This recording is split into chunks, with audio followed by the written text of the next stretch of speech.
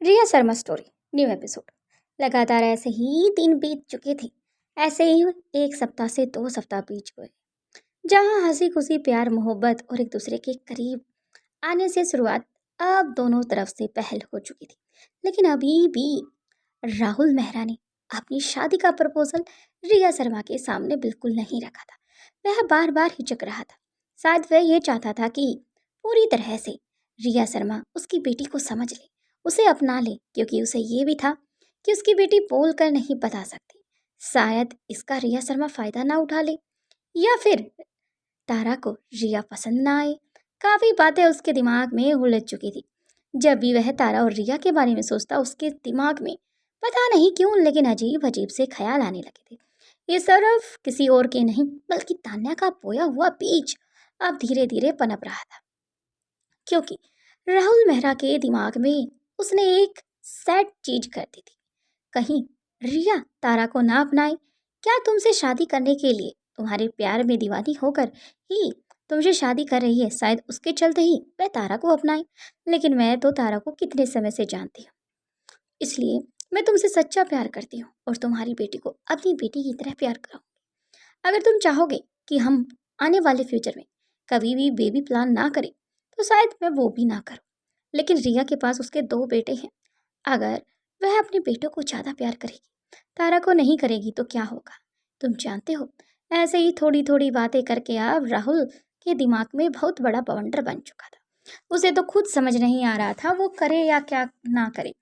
वहीं रिया से जब भी मिलने के लिए जाता तो रिया उसे इम्पोर्टेंट काम कह के बात को टाल देती, क्योंकि रिया कुछ दिनों में काफ़ी अपसेट रहने लग गई थी। उसका कारण राहुल शर्मा नहीं था, क्योंकि रिया बस किसी जड़ी बूटी, किसी सिरम को बनाने में इतनी व्यस्त हो गई थी कि उसे अपने खाने से लेकर सोने, किसी भी तरह का कोई भी काम उसे अच्छे से याद नहीं था। यहाँ तक कि चीकू बंटी भी समझ गए थे कि शायद उनकी मोम बहुत बड़ा करने वाली है।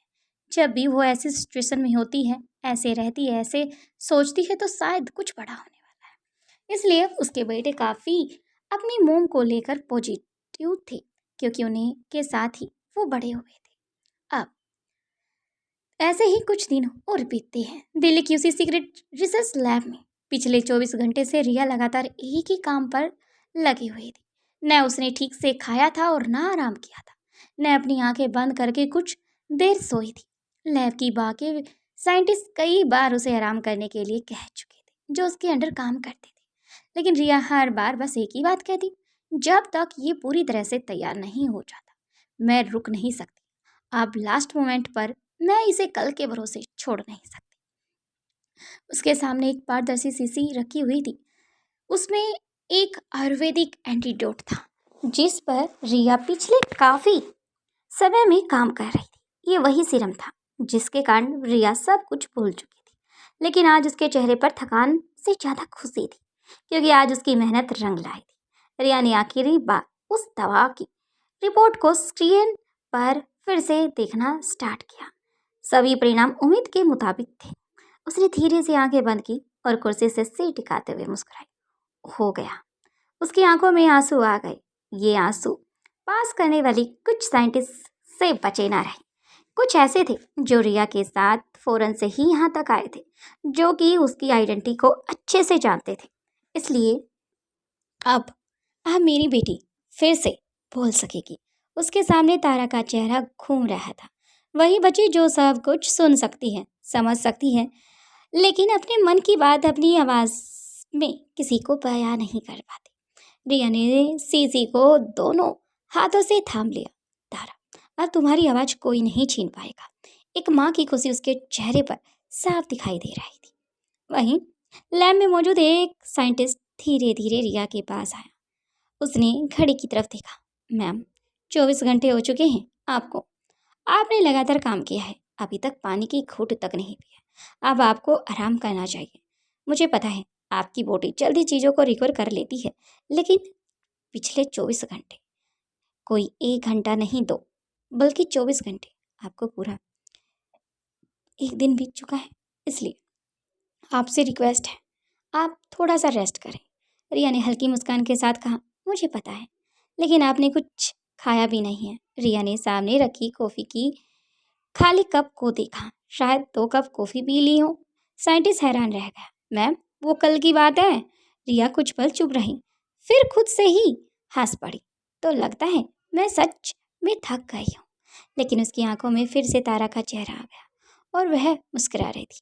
जब किसी माँ को अपने बच्चे के चेहरे पर फिर से मुस्कान देखने की उम्मीद मिल जाए तो 24 घंटे क्या, 24 दिन भी कम लगते हैं। वैज्ञानिक उसकी तरफ सम्मानजनक देख रहे थे। उसे पता था रिया शर्मा बस बेहतरीन साइंटिस्ट नहीं, वह एक ऐसी डॉक्टर है जिसे अपने ज्ञान और अपनी बेटी की जिंदगी बदलने के लिए लगा दी है। वहीं दूसरी तरफ राहुल राहुल सुबह से ही रिया के फ़ोन को ट्राई कर रहा था। 1 बार, 2 बार, 3 बार, लेकिन रिया का फ़ोन लगातार बंद आ रहा था। राहुल परेशान हो गया। उसने लैब में फ़ोन किया। डॉक्टर मीरा, क्या मैं रिया शर्मा से बात कर सकता हूँ? क्या आज वो आई थी?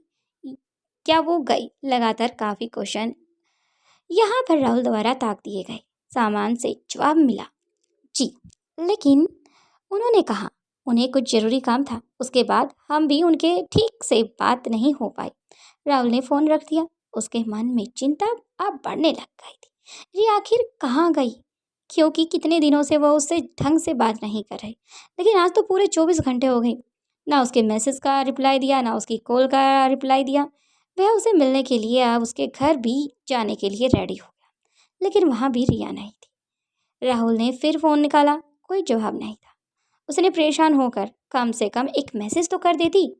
लेकिन अगले ही पल उसे याद आया, रिया जब किसी मरीज या किसी काम में डूबती है तो शायद दुनिया भूल जाती है। उसने मुझसे कहा था। राहुल की बेचैनी आज कुछ अलग सी थी। उसे अंदाजा नहीं था कि रिया पिछले 24 घंटे थी उन दोनों की बेटी के लिए जिंदगी बदल देने वाली दवा को तैयार कर रही थी। वहीं दूसरी तरफ मेहरा हाउस में आज चीकू और बंटी दुनिया की अलग ही थी। दोनों सुबह से ही अपने कमरे में लैपटॉप और गेमिंग सेटअप के सामने बैठे थे। बंटी ने हेडफोन लगाया। भैया, आज वो दिन आ गया है। चीकू ने उत्साह में हाथ हवा में उठाया। हमारा गेम आज लाइव होने वाला है। दोनों ने कई दिनों से अपने गेम को तैयार किया था। आज पहली बार वो उसे लाइव लॉन्च करने वाले थे। बंटी ने कहा, मम्मी होती तो हमें जरूर शुभकामनाएं देती। चीकू कुछ पल चुप रहा, फिर बोला, मम्मी ने बताया था कि नहीं आज घर नहीं आएंगे, पता नहीं कहाँ हैं। दोनों एक दूसरे को देखने लगे। फिर बंटी माहौल को हल्का करते हुए कहा, चल पहले गेम लॉन्च करते हैं। मम्मी आएगी तो हम उन्हें दिखाएंगे कि उनके दोनों बेटों ने कितना बड़ा गेम डेवलप कर दिया है। चीकू हंस पड़ा, हाँ, और अगर गेम फेल हो गया तो? बंटी ने गंभीर चेहरा बनाकर कहा, तो बोल देंगे ये बीटा टेस्ट था। दोनों उठा के लगाकर हंसने लग जाते। लेकिन उन्हें पूरा कॉन्फिडेंस था। उन्होंने लॉन्च किया है, उनका गेम है, तो वो इससे जीत भी लेंगे और लोगों को खेलना भी सिखाएंगे। उधर रिया ने आखिरकार अपनी रिसर्च लैब में उठने की कोशिश की, लेकिन लगातार 24 घंटे काम करने के कारण उसके पैर लड़खड़ा गए। पास खड़े आरव ने तुरंत उसे संभाला। मैम, रिया ने आंखें बंद करके कुछ पल सांस लिया। फिर उसने अपनी जेब में फ़ोन निकाला। स्क्रीन पर राहुल की कई मिस कॉल थी। रिया की आंखों में हल्की मुस्कान आई। इतनी सारी कॉल? उसने राहुल का नाम देखते ही धीरे से कहा, शायद बहुत परेशान हो रहे होंगे। उसने राहुल को कॉल करने के लिए फ़ोन अनलॉक किया, लेकिन उसी समय उसकी नज़र उस सीसी पर चली गई। उसकी आंखों में फिर से वही खुशी लौट आई जो पहले तारा। रिया ने फ़ोन वापस रख दिया। पहले अपनी बेटी को उसकी आवाज़ वापस दूंगी, उसके बाद राहुल को सब बताऊंगी। लेकिन रिया नहीं जानती थी कि इसके इस फैसले से राहुल की बेचैनी और बढ़ने वाली थी। इसी बीच तान्या को भी खबर मिल चुकी थी, रिया पिछले कुछ घंटों से लापता है, या ये कहा जाए उसके बारे में राहुल को कुछ नहीं पता चला। तान्या की आंखें सिकुड़ गई। रिया आखिर ऐसा क्या बना रही है, क्या कर रही है जिसे दुनिया से छिपा जा रहा है? आखिर कहाँ है वो? अब तान्या की नजरें सिर्फ राहुल पर नहीं, रिया के उस रहस्य पर भी टिक चुकी थी। आखिर क्या कर रही है वो? वही शाम होते होते रिया का घर बिल्कुल शांत था। रिया अब तक वापस नहीं आई थी, लेकिन घर एक कमरे में लगातार आवाजें आ रही थी। 3, 2, 1 गो। चीकू और बट्टी अपनी गेमिंग सेटअप के सामने बैठे थे।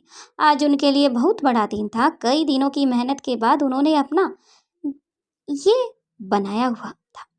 गेम पहली बार लाइव स्ट्रीम कर रहा था। चीकू बंटी पर नजरें गड़ाए हुए था। भैया लोग आना शुरू हो गए हैं। बंटी ने तुरंत दूसरी स्क्रीन देखी। कितने? चीकू की आंखें खुशी से बड़ी हो गई। 1,000। कुछ ही सेकंड बाद 10,000, फिर 50,000। बंटी अपनी कुर्सी से लगभग उछल पड़ा। इतने लोग? चीकू हंसते हुए बोला, मैंने कहा था ना, हमारा गेम सबको पसंद आएगा। लेकिन असली हैरानी तो अभी बाकी थी। गेम की लाइव स्ट्रीम में दुनिया के अलग अलग हिस्सों से लोग जुड़ने लगे थे। कोई भारत से था तो कोई अमेरिका से, कोई ब्रिटेन से था तो कोई ऑस्ट्रेलिया से। छोटे बच्चे भी अब जुड़ रहे थे और बड़े गेमर्स भी। लाइव चैट लगातार तेजी से चल रहा था। This game is amazing, who created this, how old are this kids, the game play is the incredible. Chiku और बंटी एक दूसरे को देखकर खुशी से हंस पड़े। बंटी बोला, भैया लोग हमारी तारीफ कर रहे हैं। चीकू ने गर्व से कहा, अभी तो उन्हें पता भी नहीं है कि आखिर गेम बनाया किसने है। फिर उसने कैमरे की तरफ देखकर कहा, हाय दोस्तों, हम चिक और टैट और ये गेम हमने बनाया है। बस इतना कहना था कि लाइव स्ट्रीम में लोगों की संख्या अचानक से और ज्यादा बढ़ गई। चिक और टैट। कुछ ही घंटों में गेम इतना लोकप्रिय हो गया कि सोशल मीडिया पर लोग उसके बारे में बातें करने लगे। कई लोगों ने अपने दोस्तों को लिंक भेजना शुरू कर दिया तो कुछ ही देर में गेम की नोटिफिकेशन लोगों के फ़ोन पर अपने आप दिखाई देने लगी। लेकिन ये कोई साधारण नोटिफिकेशन सिस्टम नहीं था। चीकू ने अपने बनाए हुए सिस्टम में एक ऐसा स्मार्ट फीचर लगाया था जिससे गेम की लाइव स्ट्रीम और अपडेट की जानकारी उन लोगों तक पहुंच रही है जिन्हें गेम या उनसे जुड़े पेज को पहले से ही देखा था। बंटी ने हैरानी से पूछा, ये सब तूने कब बनाया? चीकू मुस्कुराकर कहा, जब तू सो रहा था। झूठ सच बता। दोनों फिर से हंसने लगे। बंटी ने कहा, तू छोटा है लेकिन दिमाग बहुत तेज है। भाई मैं तेरे से बस 1 मिनट छोटा हूँ, ज़्यादा नहीं। चीकू ने गर्व से सिर हिलाया। और तू मेरा पार्टनर है।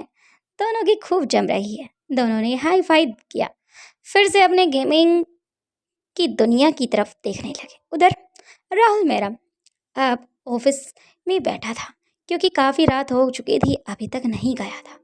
वह लगातार रिया के बारे में सोच रहा था, तभी उसके फ़ोन पर अचानक से एक नोटिफिकेशन फ्लैश हुआ। Live now, new game launch. Rahul ने बोइंग से कर स्क्रीन देखी।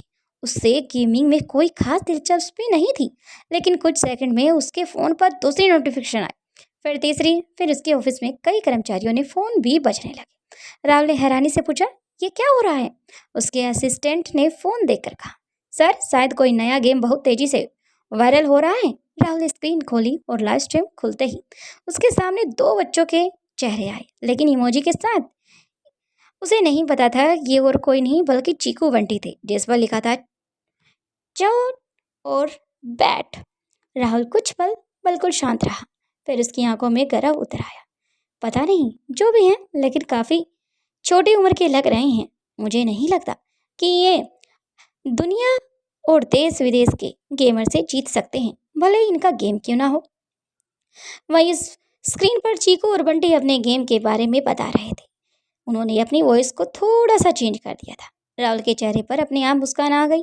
बच्चे हैं, काफ़ी इंटरेस्टिंग है।